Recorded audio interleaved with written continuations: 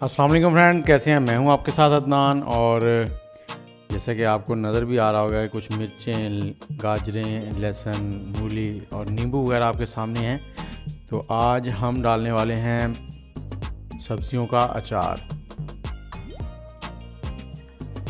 तो हमने ये सारी सब्जियां जितनी भी हैं इनको पहले धोकर एक कपड़े के ऊपर बिछा दिया था 2 से 3 घंटे, ताकि इन पे जो पानी है वो खुश्क हो जाए। और उसके बाद हमने इनको छील कर काट लिया है। मूली का छिलका भी हमने उतार लिया था, और इसी तरह मिर्चें जो हैं इनकी डंडियाँ उतार के हमने दरमियान से 2 टुकड़े कर लिए हैं। तो अब इनको मैरिनेशन करनी है। मैरिनेशन के लिए जो चीज़ें हमें चाहिए उसके लिए मैंने 3 टेबलस्पून नमक लिया है, और इसमें हम शामिल करेंगे 3 टीस्पून हल्दी पाउडर,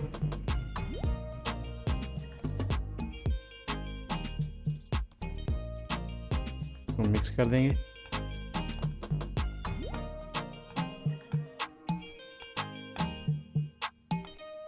और अब एक बड़े से बर्तन में ये सारी सब्जियां डाल के तो इसको ये मसाला जो है ये लगा देंगे, और 2 से 3 घंटे कम से कम, और ज़्यादा से ज़्यादा अगर पूरी रात रह जाएं तो बेस्ट है, ताकि इन सब्जियों में जो भी एक्स्ट्रा पानी है वो निकल जाए। तो सारी सब्जियां इसमें डाल लेंगे।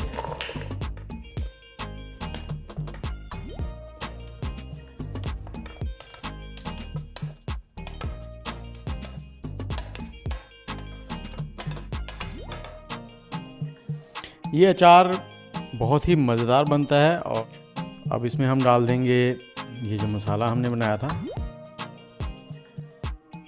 और इसके बाद ये जो लीमू थे ये भी इसी में डाल देंगे। इसे मिक्स कर देंगे अच्छी तरह, ताकि ये सारा लग जाए एक दूसरे के ऊपर।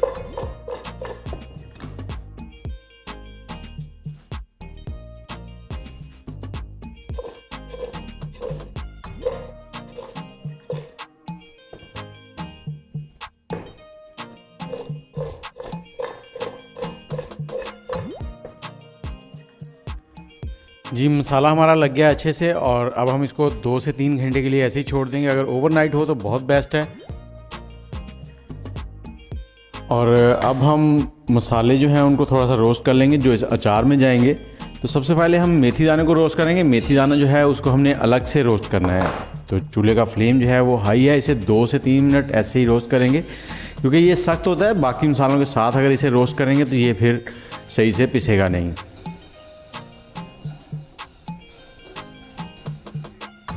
जी, इसे हमने 2 से 3 मिनट हाई फ्लेम पे रोस्ट कर लिया है।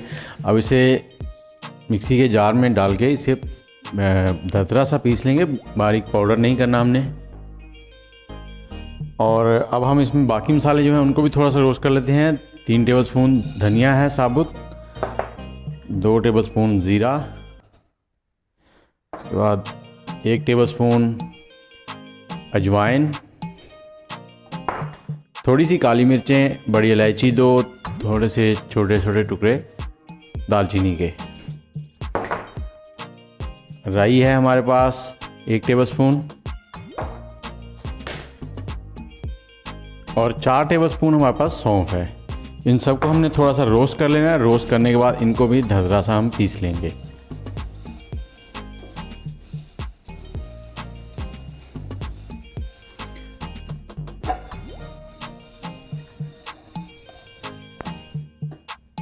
और इनको आपने ज़्यादा रोस्ट नहीं करना, बस 1 से 2 मिनट, ताकि ये हल्के से भुन जाएं। अब हम इनको मिक्सी में डाल के धड़धड़ा सा पीस लेंगे। जी, मसाले जो हैं इनको मैंने धड़धड़ा सा पीस लिया, ये देखें बिल्कुल पाउडर नहीं बनाया। और इसके साथ ही 1 टेबलस्पून हमारे पास कलवंजी है, ये भी इसी में जाएगी। इसको हमने पीसना नहीं है, साबुत डालेंगे। और 1 लीटर मैंने तेल लिया है सरसों का तेल मैंने कढ़ाई में डालकर गर्म होने के लिए रख दिया है। इसको इतना गर्म करना है कि इसमें से धुएं निकलने शुरू हो जाए। ये जी अचार हमारा जो है वो सारी रात मसाला लगा था और ये पड़ा रहा है। इसको 1-2 बार मैंने स्टर कर दिया था, ताकि इस नीचे वाला ऊपर आ जाए और ऊपर वाला नीचे आ जाए। अब हम इसमें जो एक्स्ट्रा पानी इसने छोड़ा है वो निकाल देंगे। वो पानी हमने इसमें नहीं रहने देना, ऐसे रखेंगे। ये देखें,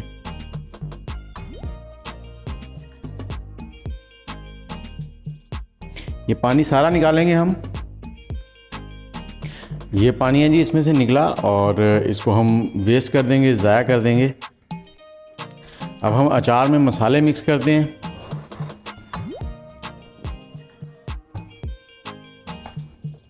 यह अचार बहुत ही ज़बरदस्त बनता है और बहुत ही मज़े का और बहुत जल्दी तैयार हो जाएगा। और जो मसाले हमने ड्राई रोस्ट करके दरदरे से कर लिए थे वो सारे इसमें डाल देंगे। और इसमें जाएगी 1 टेबलस्पून सुरख मिर्च, ये चम्मच बड़ा है, आपने टेबलस्पून ले लेना है। और हल्दी पाउडर भी 1 टेबलस्पून। और इसके साथ ही इसमें डालेंगे 1 टेबलस्पून कलवंजी, इसको हमने बारीक नहीं पीसा, ये साबुत ही जाएगी। और अब इसे मिक्स कर देंगे अच्छे से।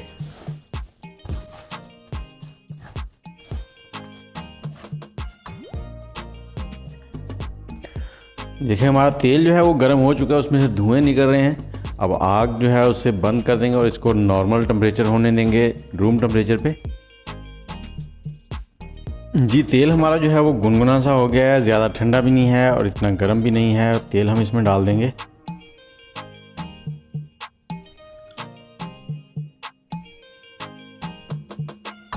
तेल का टेम्परेचर जो था वो नॉर्मल था, इतना गर्म भी नहीं था और इतना ठंडा भी नहीं था। अब इसको हम मिक्स कर देंगे अच्छे से। देखिए हमारा अचार जो है वो तैयार हो गया है। अब इसे हम किसी भी एयर टाइट जार में रख देंगे। और अब हम इसे किसी भी एयर टाइट जार में डालकर रख देंगे। और अगर आपके पास धूप आती है तो आप धूप में रख दें ताकि ये जल्द तैयार हो जाए। और अगर धूप नहीं है तो बालकनी में रख दें, ये 5 से 7 दिन के अंदर रेडी हो जाएगा और खाने के काबिल हो जाएगा।